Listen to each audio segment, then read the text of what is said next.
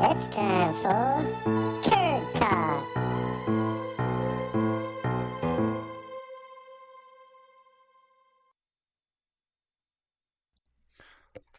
Welcome to Turd Talks. I'm your host, Musty, and with me is my co-host, Brittany. What's up, turds? I'm back. We're back for episode 2. And before we dive into our topic this week, which is death rays, we're going to let Brittany explain a little bit as to what happened when we were researching into these topics. Yeah, so digging deep into the Hawaiian fires and death rays and all this stuff, I, in my Word documents, was taking notes and, just picking information from here and here and here. And then I go to send it through the cloud to my printer. And all of a sudden, my phone says that my printer does not accept this type of information. It wouldn't even let me print my own stuff that I typed up. Your own typed because they don't words. accept the information. Mm-hmm. So basically, your printer said no. Printer was like, "No, I think you're speaking truth." And we're not gonna print those words on paper. So kind of weird. We're very weird start it's to this. Weird. Yes, to this whole episode. But anyway, I guess that's the way it goes. Diving right into it, like I say, main topic this week will be the death rays. And what is a death ray, Brittany? A death ray, well, it's a direct energy weapon. Direct energy weapon, okay. It's a laser. It's a laser, okay. In layman's terms, it's a laser. It's a laser, okay. But what's weird is, well, there was a video I watched earlier where the military has it, and they were showing on a ship, and the only way you could see the actual laser is, what's it called, infrared? Okay, infrared, yeah. But when it showed this thing shooting, quote unquote, the boat that it blew up, that the Navy has, military has, with your own eyes, you couldn't see it. It's just all of a sudden, it just the happens. Boat explodes. Yeah. So it's like invisible to the naked eye. It's like Star Wars. Next level. Like next level. You can't see it with your eyes. We have things just blow up. We have a video here we're going to pull up of some explaining what the directed energy weapons are. So we'll pull it up here now. Just bear with me.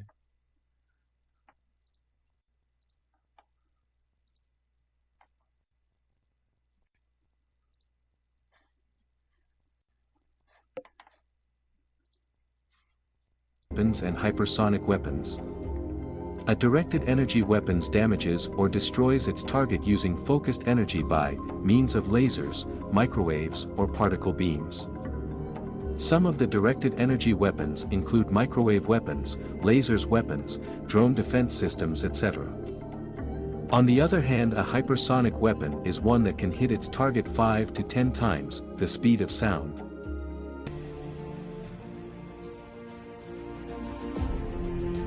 Okay. I think we missed a little bit at the beginning, so we'll let it play through in. Recently, India's Air Chief Marshal highlighted the need to push the development of directed energy weapons and hypersonic weapons and integrate them into its airborne platforms to get the desired range and accuracy. What are directed energy weapons and hypersonic weapons? A directed energy weapons damages or destroys its target using focused energy by means of lasers, microwaves, or particle beams. Some of the directed energy weapons include microwave weapons, lasers weapons, drone defense systems, etc. On the other hand, a hypersonic weapon is one that can hit its target 5 to 10 times the speed of sound.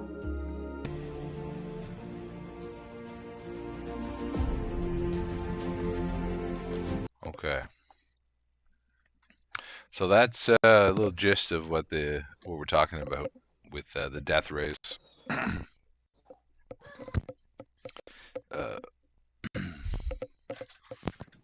So Go ahead. Sorry. let's talk about the fires in Hawaii. Okay. Of course, I'm pretty sure. I mean, who all in the chat has heard about the fires? The horrific fires Horrific. that's Yes. happened.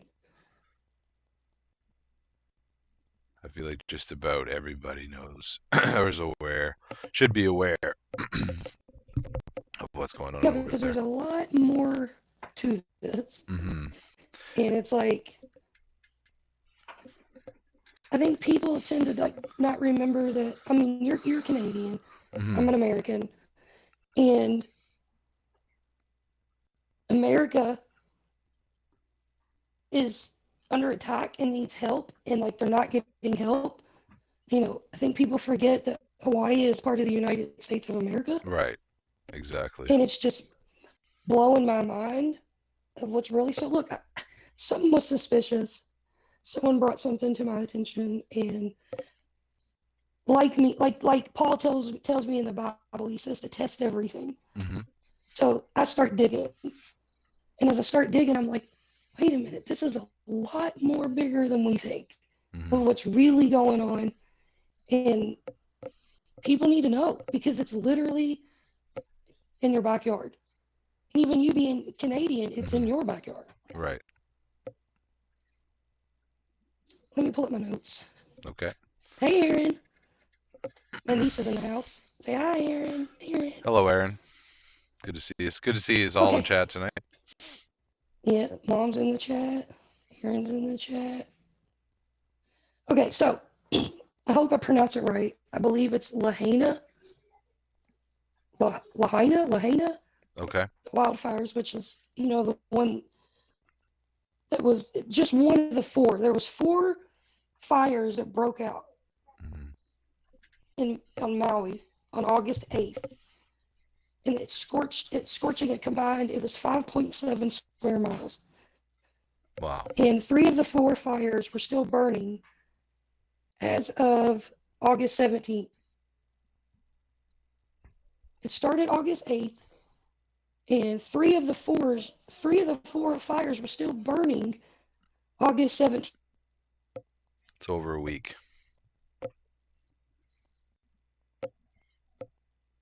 Almost 10. Still it's been. My controller died, sorry. That's okay. Okay, as of right now, a few hours ago, I checked. The death, at least 114 people have perished. Let's just say that. And officials say there's an estimated 1,000 people that are unaccounted for because of this one fire. Wow. It's a lot of people. That is a lot of people. So they're having issues with identifying people because, well, it's a fire. They're actually asking family members who know of, you know, that their family is missing to go and drop off DNA samples to try to figure out if they can identify some of the bodies. Wow. So, question is, how did they start?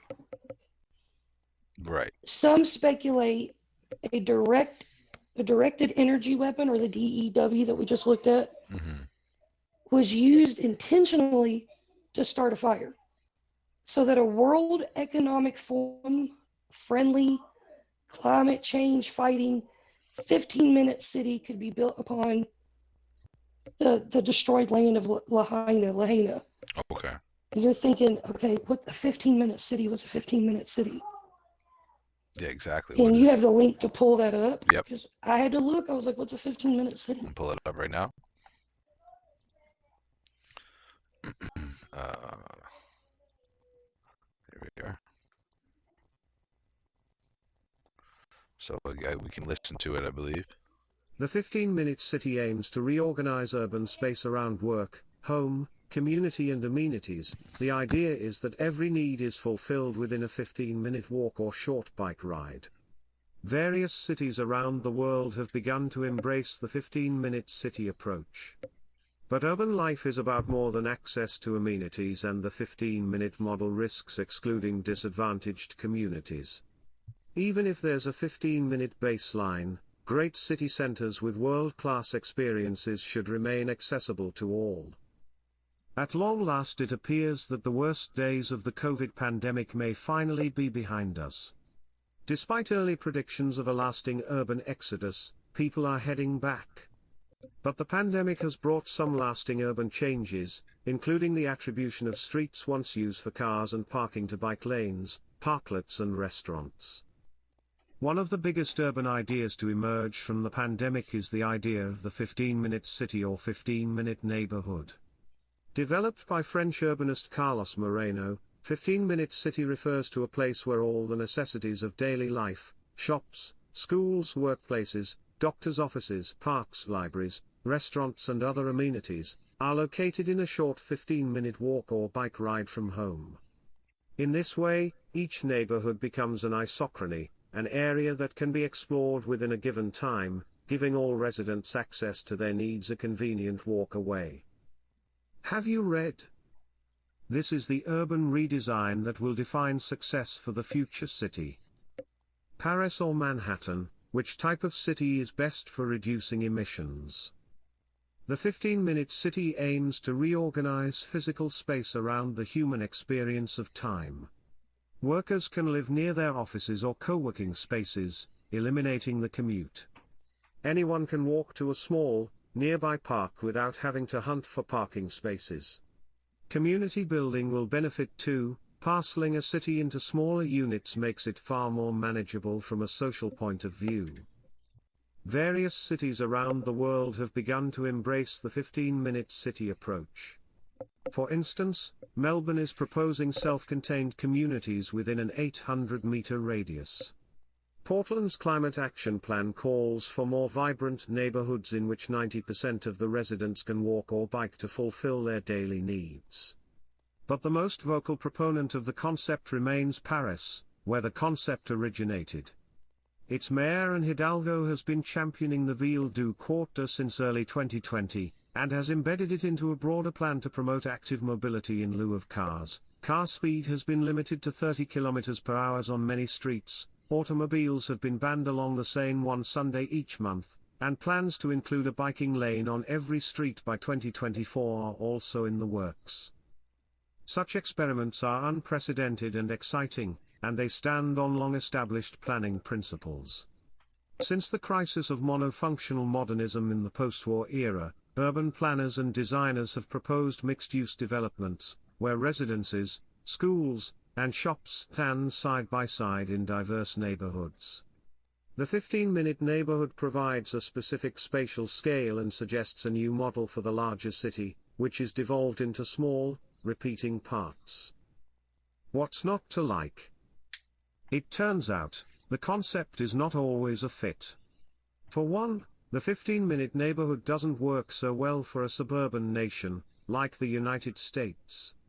While it is easy to envision Paris, Copenhagen and Barcelona in small repeating parts, or even in certain places in the US like Manhattan and Brooklyn, or big slices of Boston and Cambridge in Massachusetts, it is harder to imagine this kind of reinvention of far-flung sprawling suburbs where the majority of Americans live. American cities and suburbs might only make the 15-minute cutoff if this could be done in a car. And 15-minute communities do little to alter the harsh realities of economic and geographic inequality. They promise close-by amenities and luxurious walkability for the well-to-do urban gentry. They are mainly a fit for affluent urban neighborhoods and far less a fit in the disadvantaged parts of our cities. As Harvard University's Ed Glazer points out, less advantaged groups are hardly able to live their life in their own disadvantaged neighborhoods, which lack jobs, grocery stores and amenities found in more upscale communities. Many of our urbanist colleagues find themselves asking what is so new about the idea of the 15-minute neighborhood. They see the construct as little more than a rebranded notion of urban neighborhoods or villages. Village life has many upsides: tight-knit communities, a relaxed pace of life, easy commuting, but it lacks the dynamism of a real city. The reality is that urban life requires the broad expanse of entire cities and metro areas. And it is impossible to replicate some of the most important institutions, great universities, great museums, great theaters at a neighborhood scale. Cities thrive because they create a market for these incredible institutions and assets. What is the World Economic Forum doing to support the future of real estate?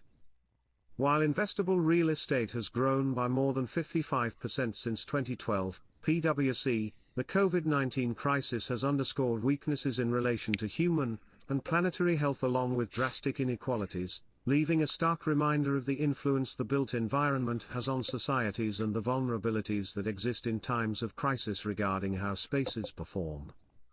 Credit. As the real estate industry looks towards recovery, the need for transformation is clear. Portfolios must be rebalanced, and distressed assets repurposed. Technology must be fully embraced, and sustainability and wellness must be at the core of design and operation.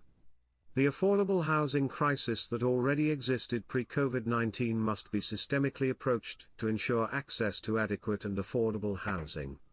If the real estate industry is to deliver transformation, it is more important than ever to ensure that policy, financing and business solutions are aligned in delivering better buildings and cities. The World Economic Forum has brought together CEOs from the real estate industry to develop a framework for the future of real estate to help drive the industry's transition to a healthier, more affordable, resilient and sustainable world. High data show text equals show greater than show. We might visit the coffee place around our block every day, but we'll only take the subway to the museum or theater once a month. Indeed, research by one of us published recently in Nature shows that in everyday life, the frequency of our visits to a given location is inversely proportional to its distance from our homes. Instead of a complete 15-minute city, we propose to think of something akin to a 15-minute baseline. That more circumscribed term can serve to remind us of the important fact that the truly vibrant parts of the city often begin when the first 15 minutes end. With easy access to the essentials, we can save our longer trips for where we need them, to encounter and participate in that diversity and specialization that are only possible at the scale of a real city and metro area. Great neighborhoods are incomplete by definition, functioning as proverbial stepping stones or starting out place from which residents can strike out further.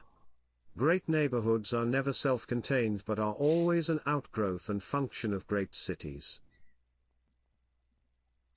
All right, I believe that was it for that. Yeah. So that is... So, yes, that break it down for us, Brittany. somebody grabbed their fishing pole because something's fishy. Like, so when I dug into that, you gotta understand what my brain's doing. I'm like, it's control. It's power. We know where you live, how far you can travel, where you can travel to, how you're going to spend your money. So, let me get back to my notes. Now that we know what a 15-minute city is, because I had to do some educate research. myself. Yes.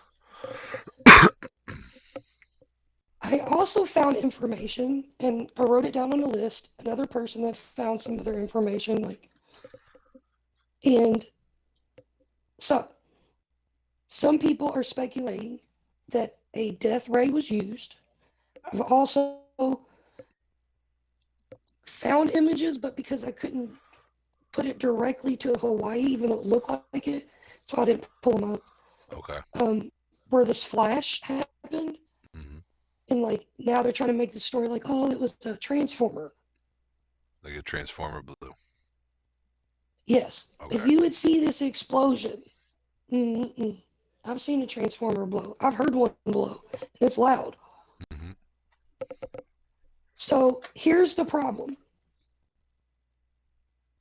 The fire hydrants were dry, right? Fire marshals were out of town that night, and so was the mayor and the governor. People who were trying to evacuate were told it wasn't time to go back towards the fires. No cops, no bullhorns. There was no firefighters in the streets. And you have to understand, if you look up the most robust siren system in the world belongs to Hawaii. Right, where they have their tsunami warning system as well. Right. So on one video, on the interview, like the chief director of the emergency literally lies on television and says there is no siren for fires. But I went and looked the research of a video of what type of system they have. And back then he says it's for tsunamis, it's for fires, it's for earthquakes, it's for everything. And it's the #1 system in the world. Mm-hmm. But yet nothing went off. Right, no warning Nothing. system. No warnings whatsoever. Do you know that they canceled school that day before the fires? I did not know that, no. Did you know children were home alone while their parents were at work? And those are the people that are missing, if you catch my drift. Mm-hmm. But they don't want to say that. Did you know it was a perfect circle of fire around that town, Lahaina, however you say it? I think it's Lahaina. What was what was the reasoning for the in-service, or was there a reason given, or? There wasn't a reason given. I think it's funny how the mayor and the governor wasn't there. The fire marshals wasn't there. Where'd they go? Right. There was molten metal next to intact trees. That's key if you think of a death ray and like metal and all this stuff. So then it led me to think, okay, well, who owns Lahaina besides the Hawaiians? The oceanfront property, it's the government that owns it. The emergency chief refused to sound the city's alarm evacuation. The Maui Emergency Management Agency chief, Herman Andaya, has resigned all of a sudden due to health issues after he refused to play the sirens to alert these people that there's a fire. Mm-hmm. Now he's resigned because he's sick. Something's not right. Something doesn't add up. So I saw a video of a guy who is Hawaiian, and he went to a meeting just a few days ago with the governor there and all that. What happened is, what people don't know is they've been asking to certain Hawaiians to sell their land, and they refused. They're trying. So this has been going on for a while, or this has been recently? Yeah, so they're trying. Yes, they had a meeting. Hold on, let me write my notes. Hold on. And they had a meeting January of this year. Okay. They had a meeting of wanting to do this 15-minute city, but the Hawaiians, the generations that live there, needed to sell their land. They refused to sell their land, and now that land is destroyed. One of the Hawaiians went to a meeting a few days ago. He's crying. He's visibly upset. Wonder if I can find it on YouTube. He cusses a lot, which he has every right. He's upset. Mm-hmm. He said there was multi-million, billion-dollar developers already having a meeting saying, just get rid of the permits. Let's just get through the permits. Let us buy this and rebuild this and develop this right now. And he's like, what about our people? Also,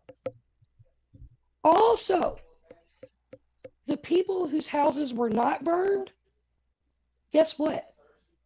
They were getting eviction notices to leave their properties. The ones that didn't get burned up, like their apartments, they were like, you're evicted, you're out. These people have nothing. Here's what irritates me. When Let's Go Brandon was asked what's his comments about the fires, you know what he says? What? No comment.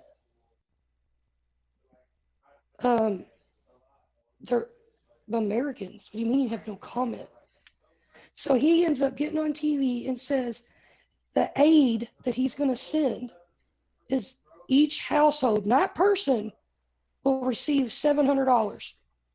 That's what you get. That's what government aid you get. Each household gets $700. But yet you just sent, I think it was like 100. They just sent another 40 billion to Ukraine. Wow. But here we are, Americans, and America is in trouble. And I added it up. There's roughly 13,000 residents. And if you times that by $700, it's like 1.9 billion. So you give America 1.9 billion to recover from this, but you give Ukraine another 40 billion? Yeah.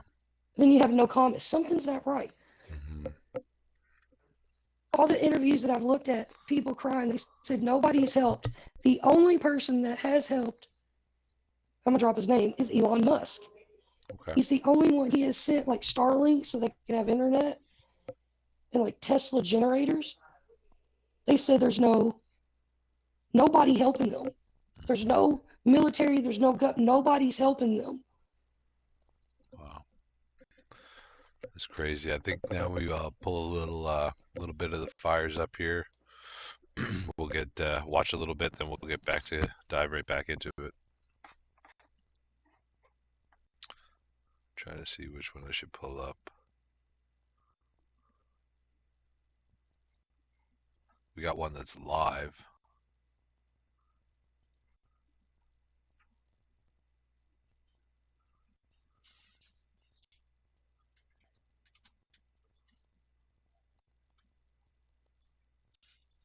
Let's go with this one.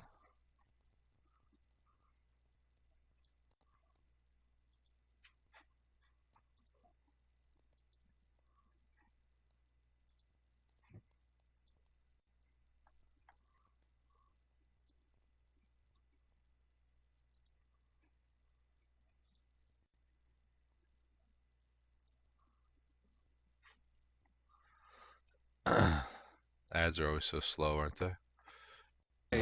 At Mark's. Yeah. All right, here we are. This was the seaside town of Lahaina. And Lahaina. this is what it looked like after it was reduced to ash. In August 2023, this historical town in Hawaii was overrun by a wildfire that would soon be known as the deadliest in 100 years of modern U.S. Wow. history. Wow. Complete The first warnings devastation, came bro. days before the fires erupted. So how and why did so many perish?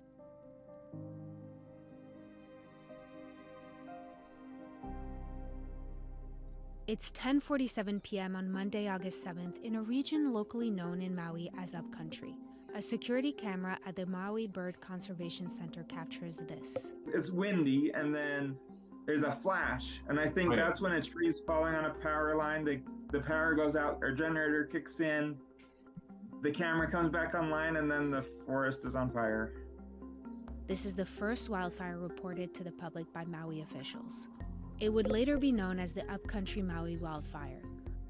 We've got 10 sensors in that community that show a very sharp drop in electrical voltage at precisely that same time. This is Bob Marshall.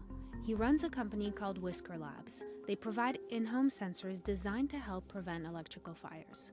And those in-home sensors form a network that monitors the electric utility grids across the U.S. And they say they detected signals on Hawaiian Electric's grid before this fire started. The National Weather Service has been warning for days that the combination of high winds and dry conditions could cause damage and increase the threat of fires. We've got video evidence now of, I think literally it's the first fire that started on Maui. Marshall says this bright light is called an arc flash.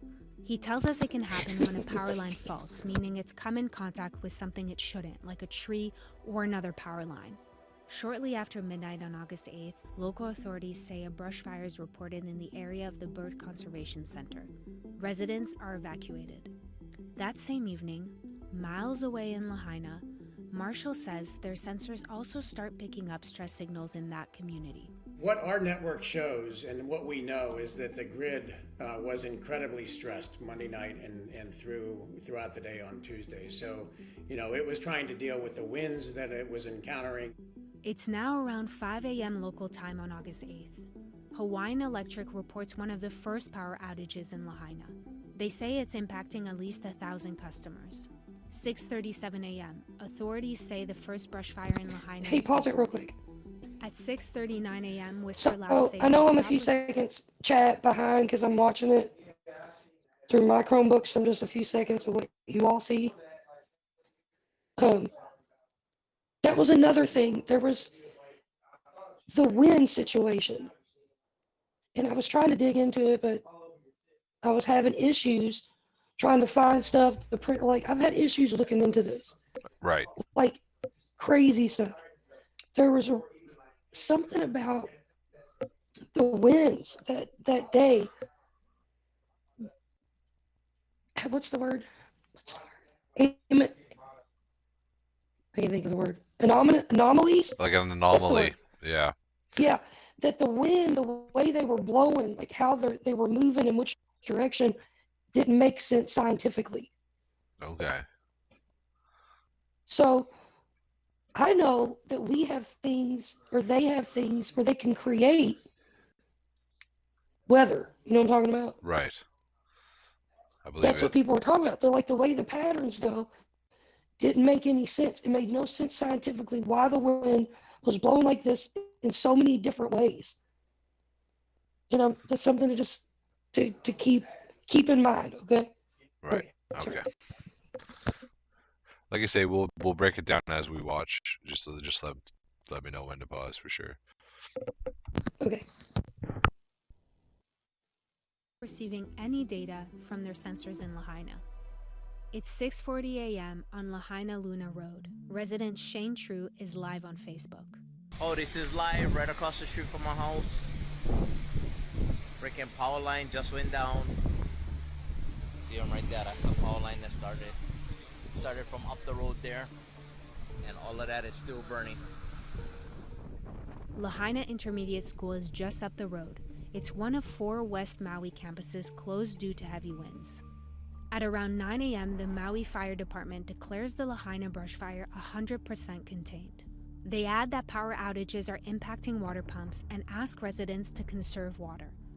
At around the same time, Kimberly Papadis is trying to get out of Lahaina. She's headed north. She captures a long line of vehicles lined up on Hawaii Route 30, heading toward town. 9:30 a.m. The wind is strong and picking up. Head northeast on Dickinson Street toward Mill Street.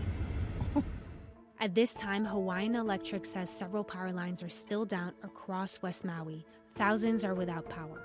It would get worse. Wow. What can push a trailer that big? ABC News reviewed several videos showing the strength of the wind gusts that continue to batter the island over the next hours. 2:30 p.m.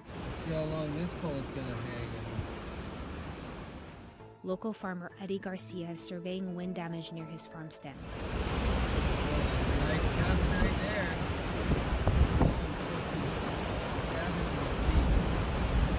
Oh, that might do it. Oh, look at that. Oh. It's 3:30 p.m. The Lahaina fire flares up again, Maui County officials will later say. Jill Perkins is at home on Mill Street. She records this video. It will take over an hour for officials to announce the flare-up online. 3:41 p.m. Resident Joe Schilling sends this text message to a friend. He lives here, in this senior housing site on Lahaina Luna Road. His friend and family tells ABC News they believe he had every intention to evacuate earlier, but realized other older residents weren't able to escape. Between 3:51 p.m. and 3:54 p.m., Schilling tells his friend via text that he's in a unit with 6 others. They're trapped, and breathing is becoming more difficult.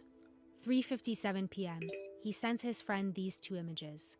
A house nearby is on fire, and thickening smoke is surrounding them. 4:06 p.m., Schilling tells his friend cars are exploding on the road. His family tells ABC News these messages were the last anyone has heard from him. That's where I was going. That's coming. Let's go. I better jump the freeway here. 4:20 p.m. Jill Perkins and her husband are now in their car. They watch as flames engulf their home. 4:45 p.m. They're stuck on Hawaii Route 30 with dozens of others trying to head out. They would eventually make it out safely. Yeah, this is quite the experience. 5:02 p.m. Denny Euchert and many others are at a standstill on Front Street as they try to get out of town. The fire is closing in. If I make it, it will be a good thing. It's like Lahaina is on fire. Just 2 blocks away, Marjorie St. Clair is driving away from her home, trying to find a way out of Lahaina. She manages to escape by avoiding Front Street. By 5:33 p.m., others like Noah Tomkinson, who say they've been waiting hours in traffic, escape the flames by jumping into the ocean. Both sides, to the left and the right, are on fire.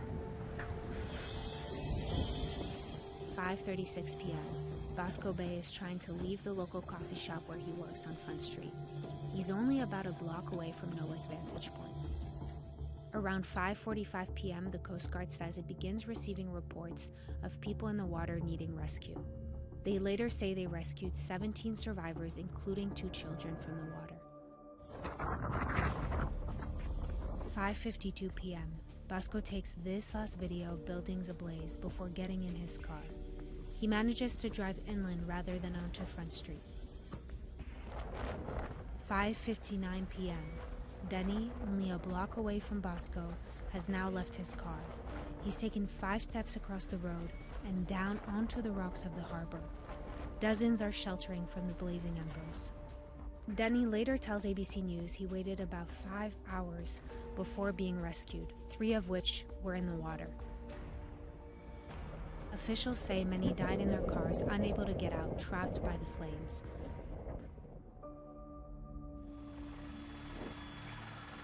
Oh my gosh, look at the harbor. It's 7:22 a.m. on August 9th. Richard Olson, owner and operator of a helicopter tour company, flies over West Maui. Unbelievable. This looks like Baghdad or something. Hawaii Governor Josh Green would later say that wind gusts clocking in as high as 81 miles per hour contributed to the rapid spread of the fire. He added that the fire traveled 1 mile a minute and temperatures rose to 1,000 degrees. The extent of the devastation is still being gathered and processed. As of August 18th, more than 100 people have perished in the Lahaina wildfire, making it the 5th deadliest in modern U.S. history.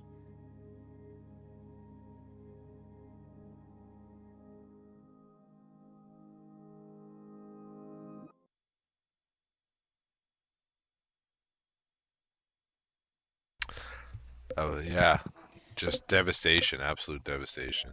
Like you said, they just said the 5th, making it the 5th deadliest in American history. Let's talk about, I might go off a little off topic, but I've been trying to research and consuming so much information, and it's all like getting together in my own head. So there's one guy, I don't want to show his video because a lot of cussing, but he's explaining how someone's telling him to run a certain way, and he's like, I'm not running towards the fire. So he gets bolt cutters, cuts through the fence, goes through, there's like this little canal of water. I mean, not even 2 inches deep. And he said he had to roll in it because he's like, I've never seen fire like this. He's like, they were balls of fire and they would explode. He said, so if you watch the video, remember that one lady was like, Lahaina, but if you see how the fire went, like it was raining, he said he's never seen fire like this and it would explode, which led me into, okay, what would cause that? So then I found a guy. I lost it because I had his credentials, but he used to work for the government, and I know everybody's gonna be like, oh my gosh, what is she talking about? He was talking about chemtrails. Chemtrails. Say again, sorry. Yeah, chemtrails. And how they're doing chemtrails, and inside the chemtrail has a ton of aluminum and something else, and it causes things to catch fire rapidly. So like when you look up in the sky and you see all them, you know what a chemtrail is, right? Yes, exactly. Yep. Okay, explain what a chemtrail is for me, because I could explain it for them. Chemtrail is like what you would see.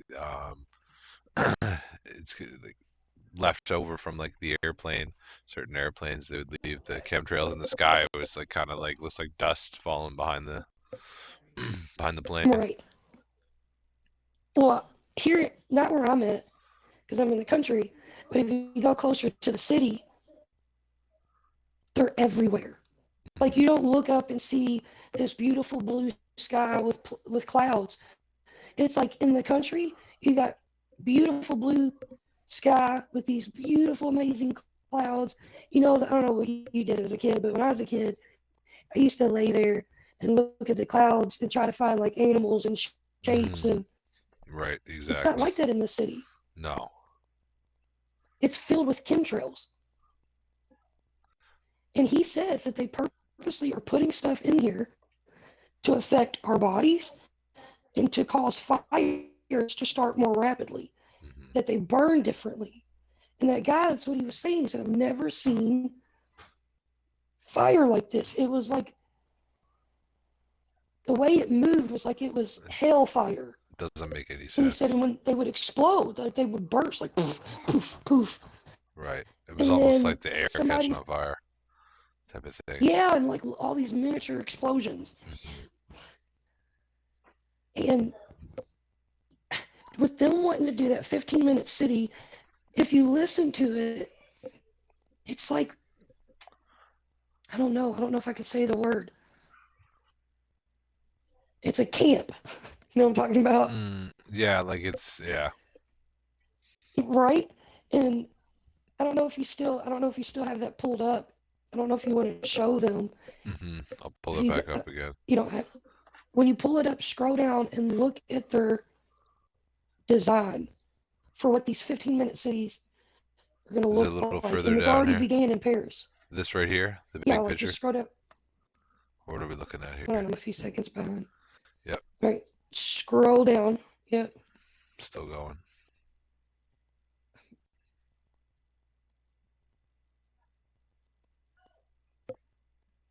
You'll see it, trust me. It's cartoonish. Oh, is it not on yours? Keep going, keep going. I don't see. I see a little bit, but not much. I'm at the bottom now. Hold on, I got the same thing pulled up.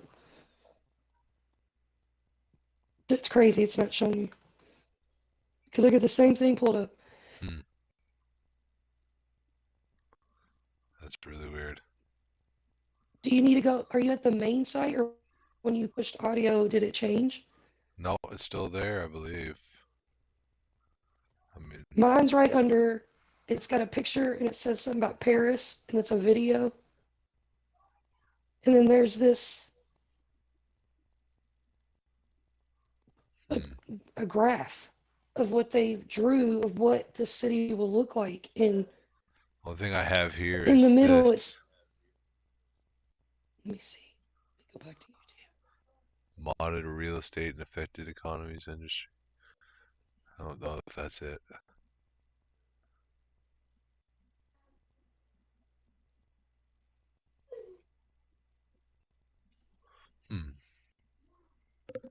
I don't know. That's weird. That is weird. The only things I have are at the bottom here. The affordable housing crisis. These are different ones. Back from April and May. These are older ones. Hit back. Like, go back to the original thing. Yeah, That's so weird, because I have a whole diagram showing what the city's going to look like. Okay, here we are. World economy. That's the one, right? Is this the one? Yeah. Okay. Yeah.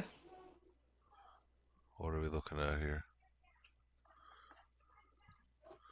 Let's see. Beijing, no. That's odd.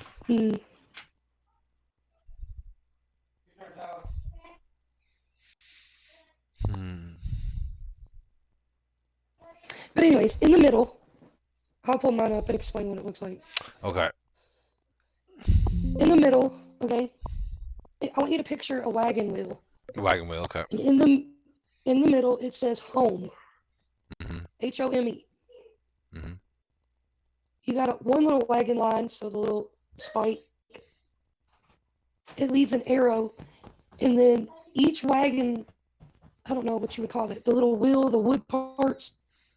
Like a spoke. It says 15 minutes. Spoke. Each spoke says 15 minutes. And then on the wheel from spoke to spoke on the wheel says 15 minutes. But it's got things like this. Take care of your health.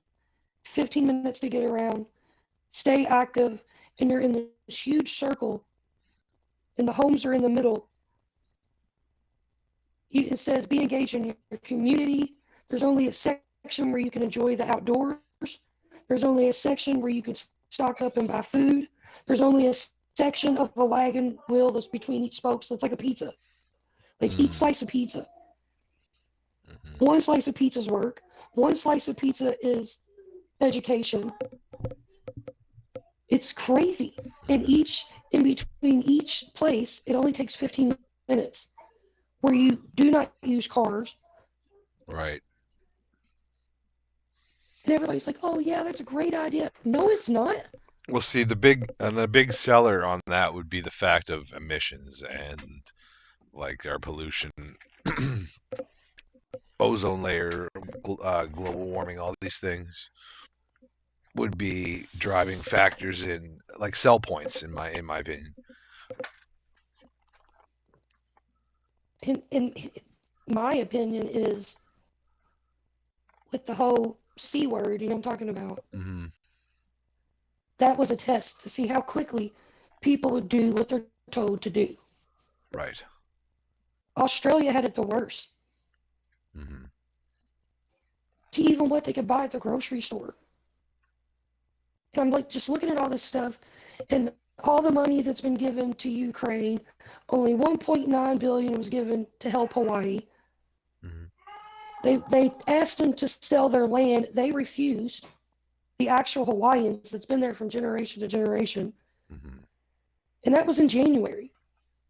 And they said no. And now all of a sudden, all these fires, no sirens, the mayor's not in town, the governor's not in town, the rich celebrities, the billionaires, their homes didn't get touched. And now they have already had a meeting of developers to start building this 15-minute city. Like it's in process of because who's going to pay for it? Hawaiians can't afford to rebuild that. Right. Who's going to have enough money with that devastation? Billionaires, the elite. Somebody's going to I have don't care how much insurance you got. Like who has the funds to rebuild that city, that town? You seen the devastation. How many people has lost their life? They're not even telling you the truth of how many people are perished. So you already have people standing in line like, okay, and the guy said at the meeting, they were telling them, just get it, don't worry about permits. We're just going to skip over permits and just start building. Come on, man. Yeah. Something's not right there. So then I sent you pictures last night that I got from a very good source of the fires that's going on right now around the world, including Canada. I know there's some fires up right now going on up in the northwest in the Yukon area, I believe it is Yellowknife, which is up in the territories of Canada. So call it a conspiracy, whatever. Say it was just, but there's just how much more do you want to know? Like, how much more is it going to take to realize that something is up? Right.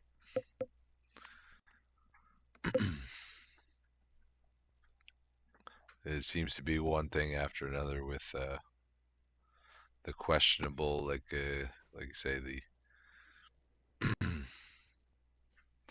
questionability. Is this an accident or not? Like when Well, it's there one was thing people after like another. I don't have TikTok, but you know you can like see TikTok through YouTube or whatever. Yes. They're removing islanders, people that are born and raised there. This is their culture, who are sobbing and going, "We're not going to give up." They turned their water off. They couldn't even use their own hoses. Wow. That's what they're saying. They're like, they wouldn't let us evacuate. Nobody's around to help. They said, one guy said the fire spread. Now, I don't deal with a lot of fires. I don't know if you do where you live, but I don't.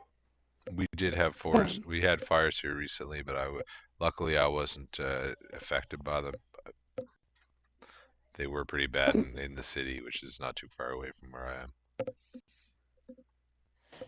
Well, I was looking at other firefighters who are explaining that over the years, it's a firefighter last night or the other night in Canada, the ones that you're talking about. They said it's like they're fighting 100 years worth of fires at once, that they've never seen anything like it, the way fires are burning now, and how quickly they're burning, and how they're burning, and what they're burning has changed tremendously, and they can't keep up. It's like you can't fight a fire the way you used to. Well, then it led me into that guy talking about chemtrails and what they're putting in it. It's causing these fires to spread rapidly. They said the fire in Hawaii spread a mile per minute. Wow. That's fast. That is really fast. And wasn't there a hurricane, or is there not a hurricane going on right now? Like, could have attributed to the winds? I mean, like you say, the winds were it was like an anomaly, but I don't know. I don't believe so, because wouldn't the sirens go off if there's a hurricane?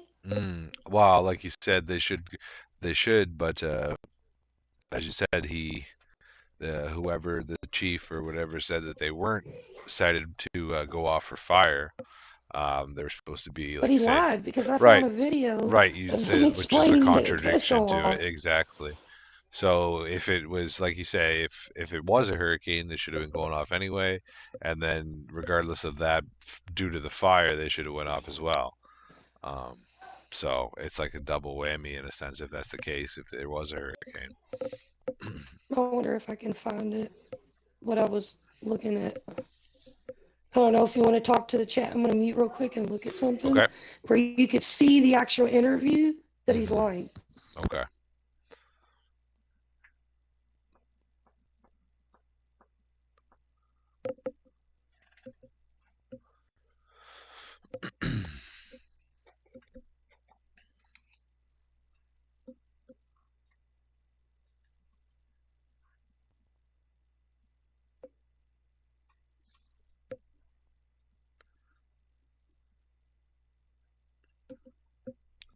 We got one more subject we'll talk on before we wrap it up. We're almost on our hour anyway. We're getting close to it. Appreciate chat, everybody in chat, for being here. Turd Talks with Musty and Brittany.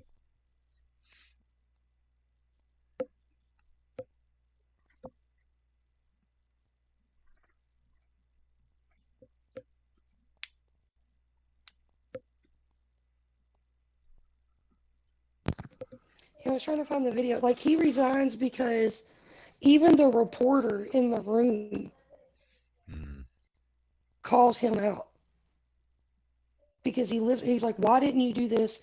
And it wasn't just the emergency sounding off the sirens. Let me see if I wrote that down.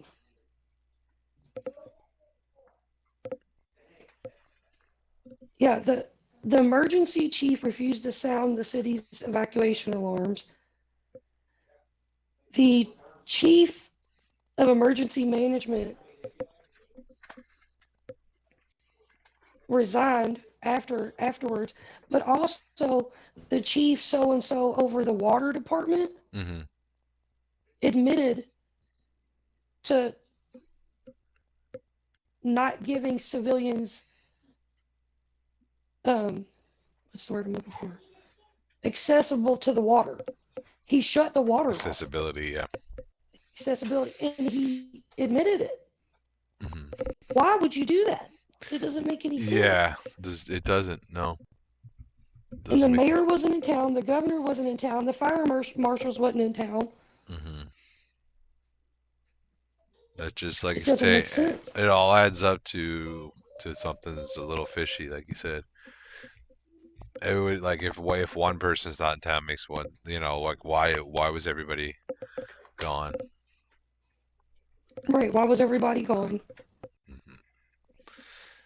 No, definitely. It don't make sense. It does not make sense. One last thing we'll try to touch on real quick.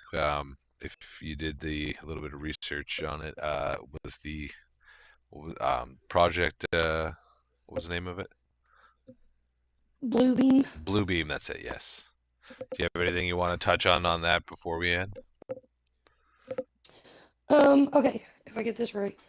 Project Blue Beam, it's a conspiracy theory, okay, that alleges that NASA and other organizations are planning to carry out a massive deception on a global population by, one, an invasion of aliens, or two, the second coming of Jesus Christ.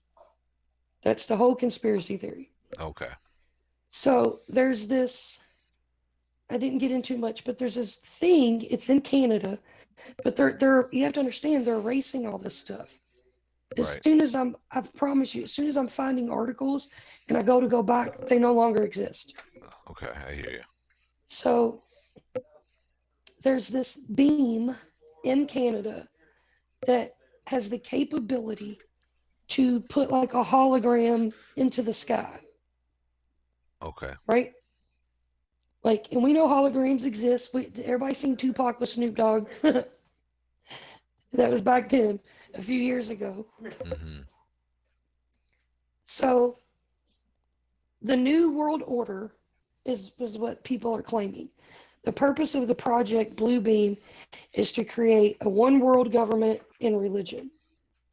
And people are like, well, how are they going to do it? Holographic and audio technology and mind control and electromagnetic manipulation. And this blue beam is what the conspiracy theory is. Okay. So I think it's a little weird. Everything about aliens used to be hush hush. Now all of a sudden they're admitting, what was it, June of this year? Oh yeah, there's aliens. We got them. We've met them. We're going to release all the information. I have been hearing a lot of that. And you know me, I come from the biblical standpoint. It says in the book of Revelation that there's going to be a great deception and that there's going to be a new one world government. Also in the Bible, it talks about, there's going to be one currency. And you're looking at the US dollar is becoming nothing. And they want to go to this digital stuff. And you think about like the Fed, like all this stuff, and I'm like, maybe all this connects. Of course, it connects together, but people aren't paying attention. That 15-minute city sounds like a camp. I'm not gonna say it. Yeah. That's what that sounds like. But let's put sprinkles on it. I get what you're saying. Yeah, that's just So it's all about control. It's all about leading in this beastly system, this new world order. You also have, well, now he's King Charles, but he was at a climate control summit, And all of a sudden, this dude's like, they're not talking about anybody. They're talking about climate.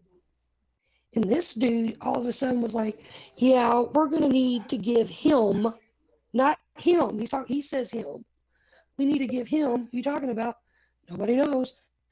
Millions and millions of dollars at his disposal. And they're going to break down into 10 sectors. And there's going to be countries lining up within these sectors. And one man's going to have control of all the military and give them all the money. And people are like, And I'm like, if you don't know your Bible, that's a prophecy. Yeah. It's all a prophecy of the Antichrist to take over this new world order and this new world religion. Right. And people believe that Project Bluebeam is going to be used to some type of great deception. Whether they're going to do an alien invasion or they're going to do a second coming of Christ, which isn't the real Jesus, whatever they're going to do. People are really into it, and they're like, as soon as people start speaking up, it's like things start disappearing. So when he said billions at his disposal, who's he talking about? Well, I know who he's talking about. But do you know who he's talking about? All this stuff, and it's just like, it's happening like that fire, a mile a minute. Time, it's happening so fast, and the majority of people are not paying attention. It's gonna, I mean, how far away are we for them coming to our doorstep saying, hey, you can do this and you can't do this? Right, exactly. Everybody's like, no, that would never happen. And then once it happens, then what? Right, exactly. Then what? Then what information do you have? We know everything that we put out. They say it's not it. You know what I mean? I got to watch my words. But it's just, I'm not scared because my Savior is Jesus Christ and I know I have victory. Right. I'm already victorious. I know what's coming. But for other people, that's why I wanted to do this channel. This is for other people This is for that everybody. have no clue. Exactly. You don't have to believe it. I'm not saying you have to do this, but I'm just telling you what's going on. And one day it's going to become reality. Exactly. At least, you know. So it's good to have, exactly. Just like Mom said, the stage is being set. Yeah, exactly. The stage is being set, and it's nice to have the conversations and talk, like you say, talk about it. So at least you're having those conversations. It's better to have the conversation than not have the conversation. Right. I mean, I know everybody thinks I'm sitting here with aluminum foil on my head. I don't care. A conspiracy theory. That's what I'm saying. It's a conspiracy theory, but I'm watching. For the past few years, everybody said, "Oh, you're a conspiracy theorist," but then the truth came out, and I'm like, "There's evidence. It's not a theory anymore." Right. Well, these are some of the theories that's going around, and people are not paying attention. Right. And if we don't wake up and realize what's going around, we're in trouble as human beings, not Americans, not Canadians, not as human beings. Exactly. Yeah. Everybody says it can't happen. Well, look at the C word. You shut the world down. Right. It can happen. It can definitely happen. Mom said, I didn't finish high school and I know something isn't right. Yeah. Yeah, we all get that feeling for sure. But yeah, we'll have to save the rest for another one. We're up over an hour now. We'll end here now. But any final words you want to say to the people? I pray that each and every one of you look to seek truth. Like, may the scales be removed from your eyes in Jesus' name, and just get your hearts ready to prepare, because whether you believe in the devil or not, trust me, he believes in you, and evil is real. good, it's real, and we are in a time of evil just escalating. I mean, look, you look at the fires, and it's just pure evil. Right. And I hope we can continue to get together and just have a conversation. Yes. You know, like I'm not here. I mean, I'm not gonna lie. I am here to preach the name of Jesus Christ, but I'm not a Bible thumping person. It's not paying attention to the world. I mean, you'd have to be you'd have to be an idiot to not realize something's going on. Right. Something ain't right. And no matter what your background, your beliefs are, we're human beings, and we need to be kind to one another and help one another. And sometimes just having a conversation can move mountains and open up doors. You know, like they always tell us not to talk about these things because they're afraid that if we all start talking, we're going to unite. Exactly. We the people. Yes. All right. This has been Turd Talks with Musty and Brittany. Thanks for being here. Thanks, guys.